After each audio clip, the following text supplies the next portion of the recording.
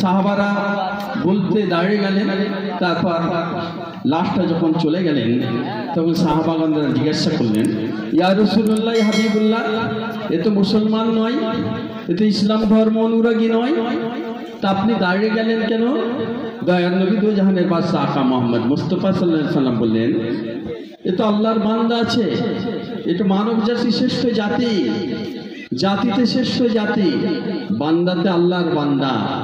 আরে এনাকে শ্রদ্ধা করো, মোহাব্বত করো। দুনিয়ার যাত্রা ছেড়ে কবরের যাত্রায় যাচ্ছে, এই দুনিয়ার যাত্রা ছেড়ে দিয়ে তিনি আরেকটা আখিরাতের যাত্রা পাড়ি দিচ্ছে, সম্মান করো, ইজ্জত করো। তখন সাহাবারা দাঁড়িয়ে বললেন, ইয়া রাসূলুল্লাহ, ইয়া হাবিবুল্লাহ, আপনি ঠিকই বলেছেন। তখন আমার নবী বললেন কি, শোনো, জান্নাত আর জাহান্নামের ফয়সালা আল্লাহ করবে। আমি মনে করি আল্লাহ এর ভালো কর্মের দ্বারা একে আপনি ভালো জায়গা দান করবেন।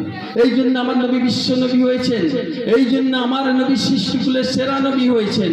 কেন? তেনার হৃদয় ছিলেন মহান, তেনার হৃদয় ছিলেন অমর অসীম। তিনি যে কথাগুলো বলতেন সেই কথাগুলো অমর অসীম অক্ষয়। শুধু তাই নয়, আমার নবী দো জাহানের বাদশাহ 2 বছর 3 মাস 7 দিন আর কয়েক ঘন্টা তিনি রাষ্ট্রনায়ক ছিলেন। রাষ্ট্রনায়ক থাকার পর ওখানকার ওই আরবের মধ্যে